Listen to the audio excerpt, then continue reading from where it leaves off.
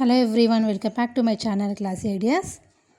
ఈరోజు రెసిపీ వచ్చేసి సంక్రాంతికి నేను చేసిన రెసిపీస్లో ఇది ఒకటండి. ఈజీగా చేసుకునే రెసిపీ. ముందుగా ఒక బౌల్ తీసుకొని ఆ బౌల్లో దాంట్లో కొంచెం 2 cups ఆఫ్ గోధుమ పిండిని వేసుకొని,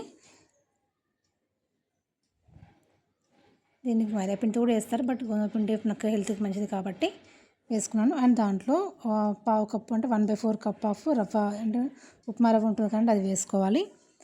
మొత్తం కలుపుకోవాలన్నమాట. దాంట్లో కొద్దిగా 1 pinch ఆఫ్ సాల్ట్ కూడా వేసుకొని బాగా మిక్స్ చేసుకోవాలి.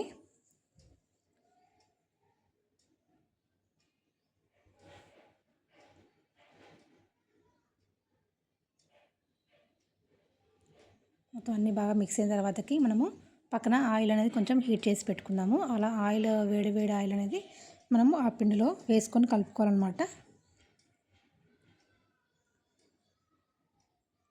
ముందుగానే చేయి పెట్టకుండా మన స్పూన్తో కలుపుకున్న తర్వాత వేడి ఆయిల్ కదండి, చేయి కాలుతుంది కాబట్టి ఇలా స్పూన్ తోటి ఆయిల్ అనేది ఆ పిండిలో మిక్స్ అయ్యేలాగా కలిపేసుకొని ఒకసారి గోరువెచ్చగా అయిన తర్వాతకి మనం చేయి పెట్టి కలుపుకుందాం.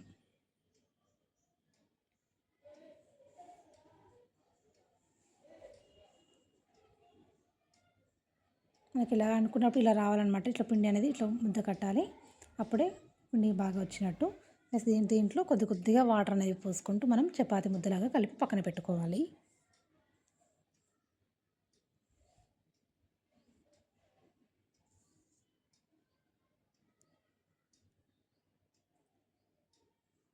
మనము పీట మీద ఇలా చపాతీని చపాల్చగా కాకుండా ఇలా మందంగా వచ్చేటట్టుగా దాన్ని తాల్చుకోవాలన్నమాట. ఇప్పుడు మనం ఒక చాకు తీసుకొని మనం ఇలా పొడుగా అంటే హారిజంటల్గా వట్టిగా కట్ చేసుకుందాము. కొమ్ములాగా అనమాట, అంటే పొడుగా కట్ చేసుకోవాలన్నీ. మరి పీసెస్ చిన్న చిన్న స్క్వేర్ పీసెస్లా కాకుండా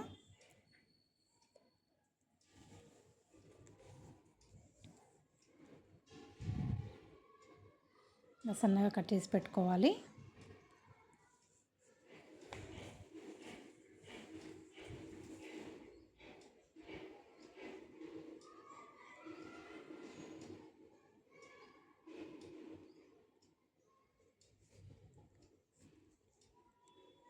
పక్కన మనం స్టవ్ పైన ఆయిల్ పెట్టుకొని డీప్ ఫ్రై సరిపడా ఆయిల్ వేసుకొని పక్కన పెట్టుకుందామండి.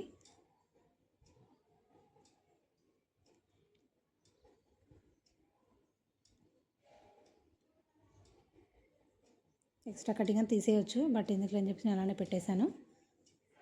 వాటిని మరీ పొడుగా చిన్నగా కాకుండా మన ఫింగర్ సైజులో తీసుకుంటే బాగుంటుంది అన్నమాట. ఇలా కట్ చేసుకోవాలన్నీ.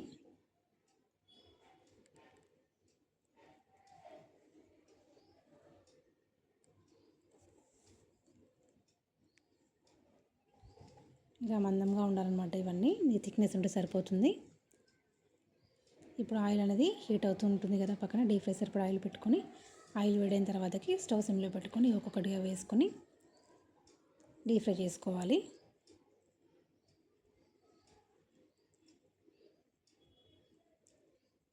సిమ్లో పెట్టుకొని చేసుకుంటేనే లోపల వరకు వేగుతాయి అన్నమాట.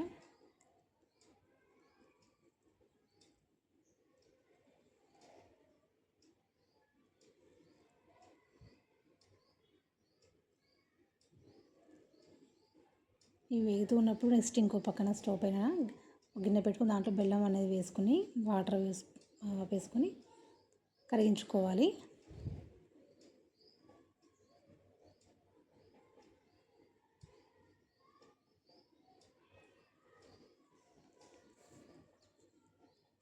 ఇంకా ఫ్రై అయిన తర్వాతకి గోల్డెన్ బ్రౌన్ వచ్చిన వెంటనే తీసి ఒక ప్లేట్లోకి తీసుకుందాము. అన్నీ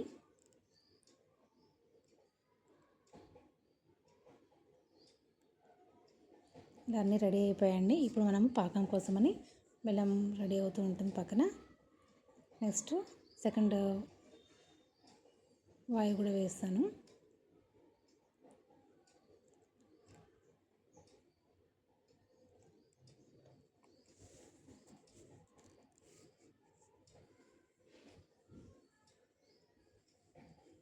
బెల్లం మరుగుతూ ఉండాలి. బెల్లం పాకం అనేది రావాలండి మనకి.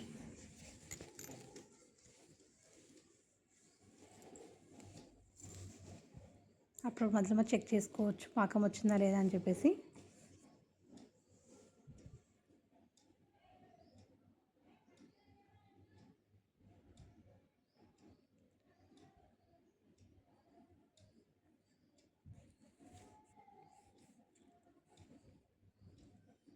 మనం ఒక బౌల్లో వాటర్ తీసుకొని దాంట్లో మనకు బెల్లం పాకం అనేది ముద్దలాగా వచ్చిందని చెప్పేసి చెక్ చేసుకోవాలి. ఇంకా రాలేదన్నమాట, ఇంకా బాగా మరుగుతూ ఉంటే అప్పుడు అనేది వచ్చేస్తుంది కాసేపట్లో. ఇలా మనకి బెల్లం వాటర్లో వేయగానే ఇలా బెల్లం అనేది ముద్ద కట్టాలన్నమాట. దగ్గరికి ఉండలాగా రావాలి. ఇంకొంచెం సేపు అయిన తర్వాత మనకు పాకం అనేది వచ్చేస్తుంది.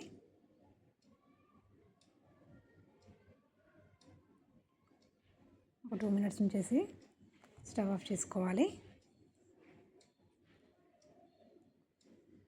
మనం రెడీ చేసుకున్న ఈ బెల్లం కొమ్ములన్నీ దాంట్లో వేసేసుకొని బెల్లం అంతా వాటికి పట్టేలాగా మిక్స్ చేసుకోవాలన్నమాట.